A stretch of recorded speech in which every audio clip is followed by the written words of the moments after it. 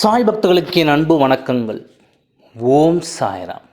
என் அன்பு குழந்தையே, உன்னிடத்தில் இன்று உனக்கு தெரியாத ஒரு காரியத்தை சொல்லப் போகிறேன் என்று நினைத்தாயா? உன் மனதில் எத்தனை காலம் சந்தேகங்களோடு வாழ்ந்து வந்தாய்? ஒருவரை பற்றிய சந்தேகமும் உன் மனதில் இருந்தாலும் அது சரிதான் என்று நீ நினைக்கும்படியான காரியங்கள் நடக்காமல் இதுவா அதுவா என்று குழம்பிப் போயிருந்தாய்.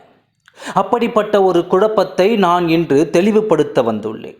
தெளிவுபடுத்தும் பொழுது முழுமையாக கேட்டுவிடும். இதை பாதியில் விட்டு சென்றால் உனக்கு எதிராக இருக்கும் அவர்கள் நினைக்கும் காரியம் உனக்கு நடந்துவிடும். நடக்க போகும் காரியம் நடக்கக்கூடாது ஒரு காரியத்தை தடுத்து நிறுத்தத்தான் வந்திருக்கின்றேன்.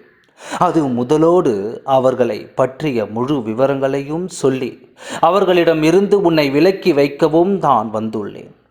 இதை கேட்காமலும் பாதியில் நீ சென்று விட்டாய். வரும் ஆபத்து உனக்கானதாக மாறிவிடும் குழந்தையே. அது நடக்கக்கூடாது என்று தான் நான் இந்த வேளையில் வந்து உன்னிடம் பேசிக்கொண்டிருக்கிறேன். இதனால் வரை உனக்கு செய்வினை செய்தது யாரோ? என் வாழ்க்கைக்கு தீங்கு செய்தது யாரோ? மறைமுகமாக இருந்து என் வாழ்க்கையை அழித்து கொண்டிருப்பது யாரோ என்று பார்ப்பவர்கள் எல்லாம் சந்தேகப்பட்டாய்.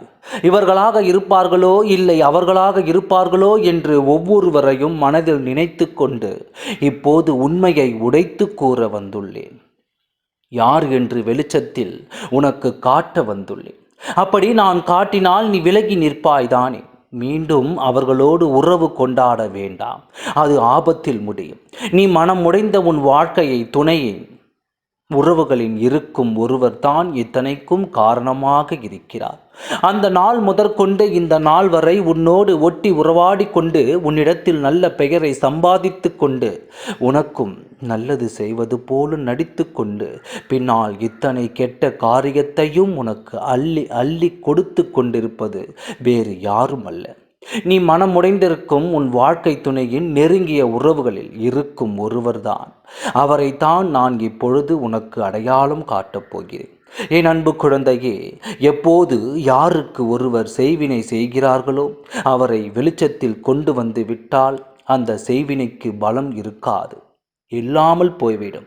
அப்படிப்பட்ட ஒரு காரியம் இப்போது நடக்கப் போகிறது. இதை உன்னிடத்தில் சொல்லிக் கொண்டிருக்கும் இந்த நேரத்தில் அவர்கள் செய்த வினை அவர்களை பாதித்து அவர்களது வாழ்க்கையில் நாளை மாலைக்குள் ஒரு காரியம் நடக்கும். அது அவர்களை கதற வைக்கும் காரியமாக இருக்கிறது. நீ அடையாளம் கண்டு கொள்வதில் எந்த குழப்பமும் இல்லாமல் இருக்கும்.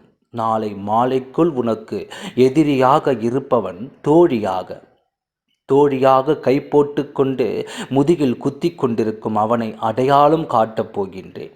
தவற விட்டு வருத்தப்பட்டு கொண்டிருக்காதே. இது போல ஒரு வாய்ப்பு உனக்கு கிடைக்காது. ஒரு முறை கிடைக்கும் வாய்ப்பை பயன்படுத்தி கொண்டு உன் வாழ்க்கையை பத்திரப்படுத்திக்கொள். இவனுக்கு பின்னால் யாரும் உனக்கு எதிரியின் துரோகியும் இருக்காமல் செய்வினை என்ற வார்த்தைக்கு அர்த்தமில்லாமல் போய்விடும். உன் வாழ்க்கை காப்பாற்றப்படும் என்பதை மறந்து விடாதே. நாளை மாலை 6 மணிக்குள் அவனின் இல்லத்திலிருந்து ஒரு துக்க செய்தி உனக்கு கிடைக்கும். அப்பொழுது தெரிந்து கொள், அவன்தான் உன் வாழ்க்கையை இது நாள் வரை அழித்து வந்தான் என்று. உன் அப்பாவின் ஆசீர்வாதத்தை பெற்றுக்கொள். ஓம் சாய்ராம். நன்றி, வணக்கம்.